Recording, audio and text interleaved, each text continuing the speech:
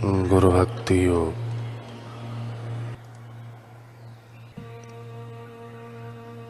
गुरु ही मार्ग है,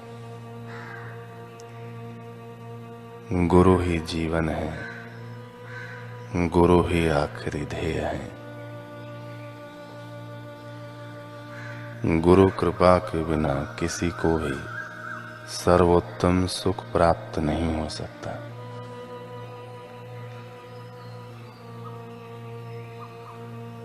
गुरु भक्ति योग एक स्वतंत्र योग है।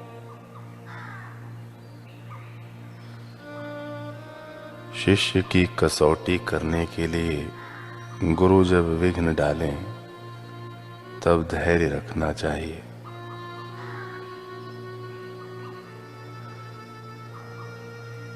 गुरु सेवा के कार्य में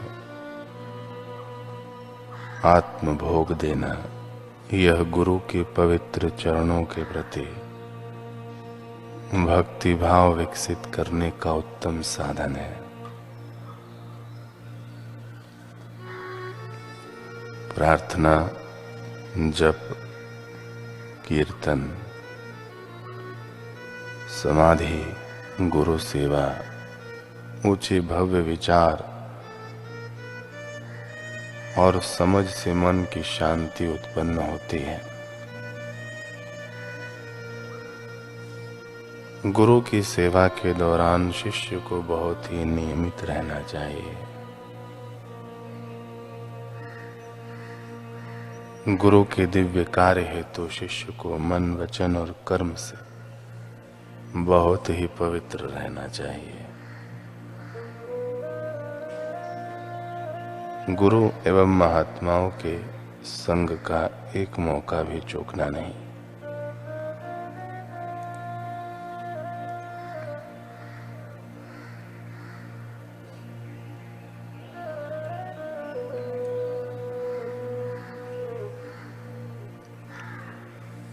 सद्गुरु के सत्संग की महिमा अपार है। पद्म पुराण में भगवान महादेव जी ने देवर्षि नारद जी को सत्संग सुनने व सत्पुरुषों को दान देने की महिमा के संदर्भ में एक बड़ी ही रोचक व प्रेरणाप्रद कथा सुनाई है। महादेव जी ने देवर्षि नारद जी से कहा कि हे देवर्षि, ब्रह्मपुत्र सनत कुमार ने मुझे यह उपाख्यान सुनाया था, वह मैं आपको सुनाता हूं। सनत कुमार जी ने कहा कि एक दिन मैं धर्मराज यानी यमराज से मिलने गया था।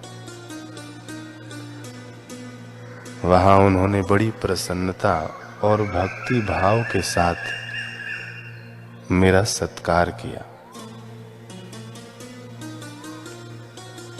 और आसन पर बैठाया। मैंने वहां एक अद्भुत बात देखी। एक पुरुष सोने के विमान पर बैठकर वहां आया। उसे देखकर धर्मराज शीघ्रता से आसन से उठ खड़े हुए और आगंतुक का अर्घ आदि के द्वारा पूर्ण सत्कार किया। तत्पश्चात धर्मराज ने उससे कहा कि हे धर्म के दृष्टा महापुरुष, आपका स्वागत है। मैं आपके दर्शन से बहुत प्रसन्न हूं। मेरे पास बैठिए और मुझे कुछ ज्ञान की बातें सुनाइए।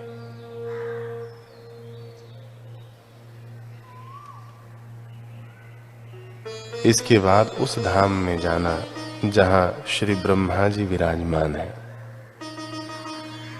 धर्मराज के इतना कहते ही एक दूसरा पुरुष उत्तम विमान पर बैठा हुआ वहां आ पहुंचा। धर्मराज ने उसका भी पूजन किया तथा सांत्वना पूर्वक वार्तालाप किया। यह देख के मुझे बड़ा विस्मय हुआ। मैंने धर्मराज से पूछा कि इन्होंने ऐसा कौन सा कर्म किया है जिससे आप इतने अधिक संतुष्ट हुए हैं। धर्मराज ने कहा, पृथ्वी पर वैदिश नाम का विख्यात नगर है। वहां धरापाल नाम से प्रसिद्ध एक राजा थे, जिन्होंने भगवान का मंदिर बनवाया। उस नगर में जितने लोग रहते थे, उन सब को वहां आमंत्रित किया। वह सुंदर शांत स्थल हो लोगों से ठसाठस भर गया।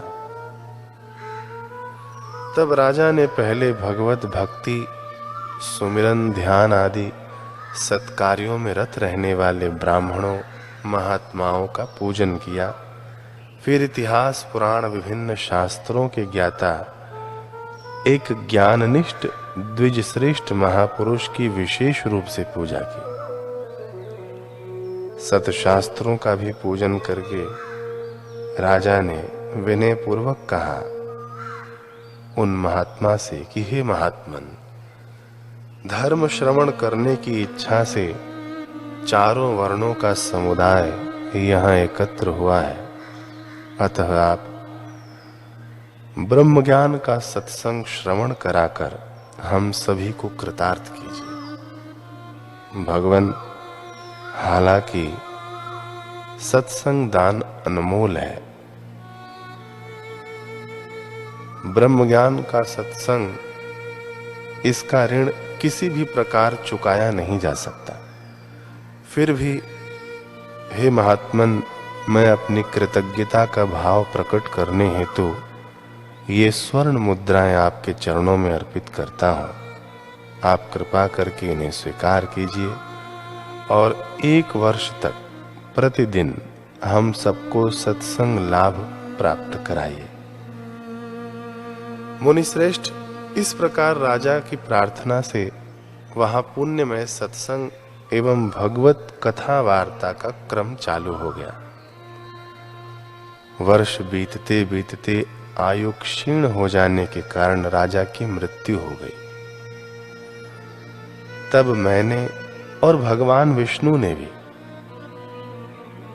इनके लिए द्युलोक से विमान भेजा था। ये जो दूसरे पुरुष यहां आए थे, इन्होंने सत्संग के द्वारा उत्तम धर्म का श्रवण किया था। ब्रह्मज्ञान का सत्संग श्रवण करने से श्रद्धावश इनके हृदय में परमात्मा की भक्ति व परमात्मा के स्वरूप का ज्ञान उदय हुआ। मुनिश्रेष्ठ, फिर इन्होंने उन सत्संग करने वाले महापुरुष की परिक्रमा की और अहोभाव से भरकर जो स्वर्ण मुद्राएं दान दिया था। तो सत्संग श्रवण तथा सुपात्र को दान देने से इन्हें इस प्रकार के फल की प्राप्ति हुई है। हे मुनिश्रेष्ठ, ब्रह्म ज्ञान का सत्संग उत्तम फल प्रदान करने वाला है और सबसे उत्तम में उत्तम मुक्ति प्रदान करने वाला है।